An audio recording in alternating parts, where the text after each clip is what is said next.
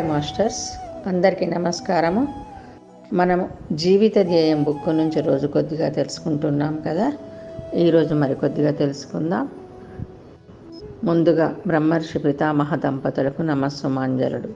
ఇంతవరకు మనము ఏకలవ్యుడు వరకు తెలుసుకున్నాం. ఈరోజు తాపత్రయం.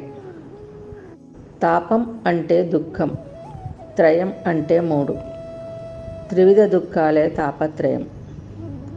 తాపాలు మొత్తం 3 రకాలు.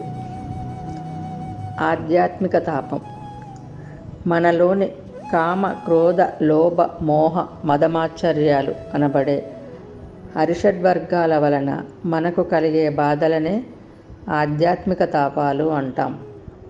ప్రతి మనిషికి ఉండే బాధల మొత్తంలో నిజానికి 90% బాధలు ఆ విధంగానే మరి సంభవిస్తాయి.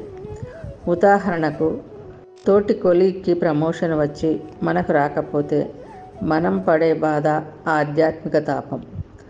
అలాగే నేను కోరిన అమ్మాయి నన్ను ఇష్టపడకపోతే వచ్చే బాధ. ఎవరికి వారు ఇలా కల్పించుకుంటున్న బాధలే ఆధ్యాత్మిక తాపాలు. రెండవది ఆది భౌతిక తాపం. ఇతర ప్రాణికోటి వలన కలిగే తాపాలను ఆది భౌతిక తాపాలు అంటాం. మన ప్రమేయం లేకుండా ఇతరుల అజ్ఞాన అక్రమ చర్యల వలన మనకు కలిగే బాధలు అన్నమాట. ప్రతి మనిషికి 9% బాధలు ఈ కోవకు చెందినవి. ఉదాహరణ, రోడ్డు మీద ప్రయాణం చేస్తుంటే ఎదుటి నుంచి లారీ వచ్చి గుద్దేస్తుంది, మన కాళ్ళు విరిగిపోయాయి. ఇది ఆది భౌతిక తాపం.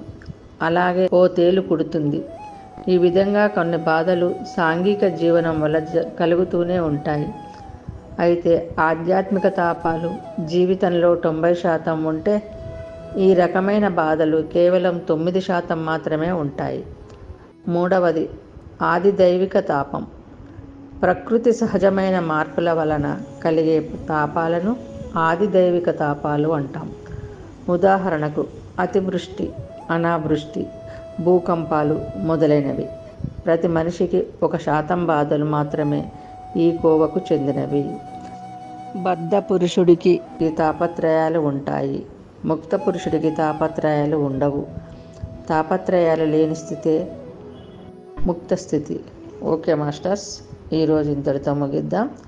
తిరిగి రేపు మరికొద్దిగా తెలుసుకుందాం. అందరికీ ధన్యవాదాలు.